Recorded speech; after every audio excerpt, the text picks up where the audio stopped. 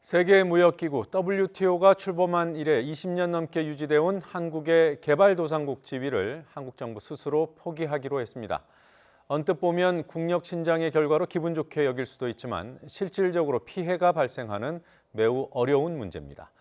정부는 특히 피해가 우려되는 쌀 등 국내 농업의 민감 분야에 대해서는 최대한 보호하기로 했습니다. 취재기자 연결합니다. 김평정 기자. 네, 경제부입니다. 네, 전망이 있었고 또 반발도 있었습니다만 결국 결정이 됐군요.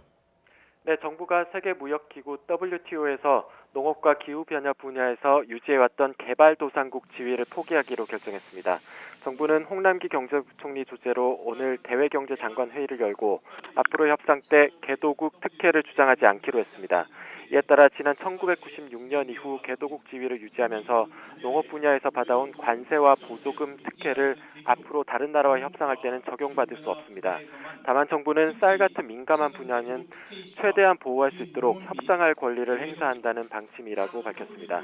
앞으로 농업 협상이 타결될 때까지는 특혜가 유지되기 때문에 그 이전까지는 국내 농업 분야에 미치는 영향은 없다는 게 정부의 판단입니다.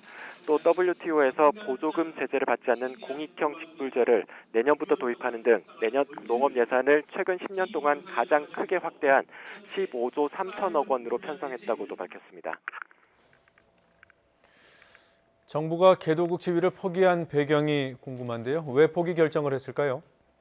네, 우리나라는 지난 1995년 WTO에 개도국으로서 가입했지만 이듬해 경제협력개발기구인 OECD에도 가입하면서 농업과 기후변화 분야에만 개도국 특혜를 받아왔습니다.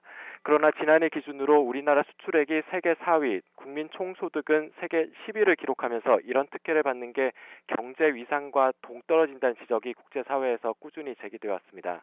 특히 트럼프 미국 대통령이 지난 7월 경제 발전이 큰 나라가 개도국 지위를 이용해 특혜를 누리고 있다고 지적하면서 한국을 포함해 몇 나라를 들었습니다.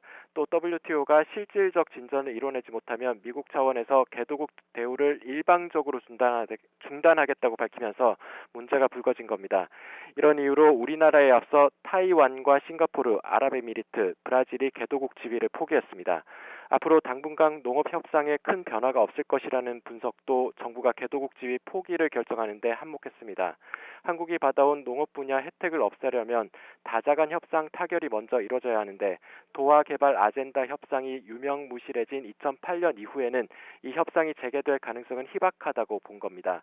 차기 협상이 불투명한 만큼 개도국 특혜를 주장하지 않더라도 민감한 농업계에 당장 큰 불이익은 없을 거란 판단이 작용했다고 볼 수 있습니다. 지금까지 경제부에서 와이텐 김평정입니다.